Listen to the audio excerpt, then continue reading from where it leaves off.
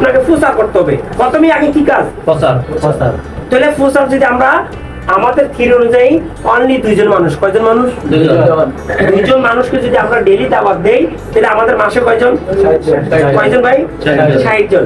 এই 60 জন মানুষকে যদি আমরা প্রোডাক্ট নিয়ে দাওয়াত দেই, আমাদের ভিতরে যদি কোনো কোয়ালিটি না থাকে, কি না থাকে ভাই? কোয়ালিটি।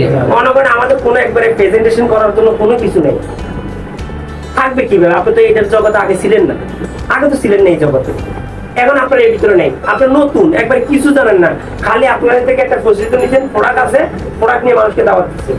এইটা যদি 2 জন মানুষকে ডেইলি দাওয়াত দেন, মাসে কয়জন? 60 জন মানুষকে আমি বিশ্বাস করি নাও আপনার 30 জনকে প্রোডাক্ট ব্যবহার করবে। কি করবে ভাই?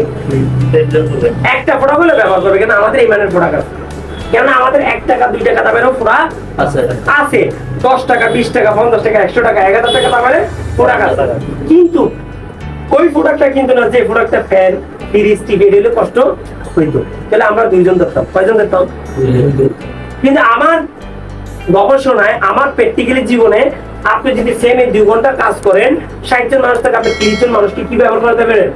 প্রোডাক্ট ব্যবহার করতে অবশ্যই পারবেন।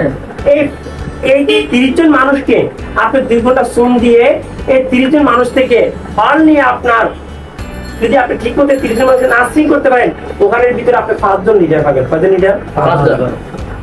30 জন মানুষকে আবার 2 মাস নার্সিং করেন অথবা 3 মাস নার্সিং করেন। আমার থিওরি অনুযায়ী 3 মাস। কয় মাস?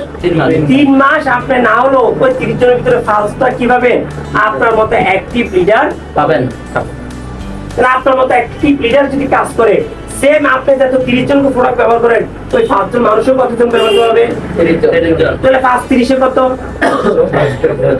কত? 150 150 জন মানুষ যদি 1000 টাকার প্রোডাক্ট ব্যবহার করে, তাহলে কত টাকা?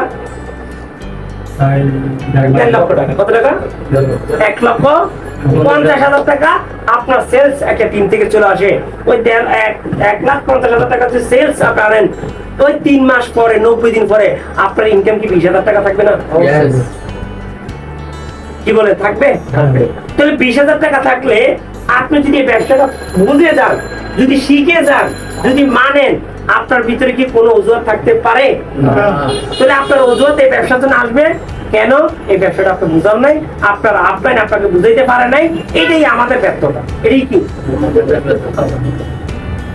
যদি আপনি 90 দিন কাজ করেন, ওই 5 জন মানুষ সেম কাজ করবে, আমাদের তো আর কোনো বাড়তি কাজ নেই।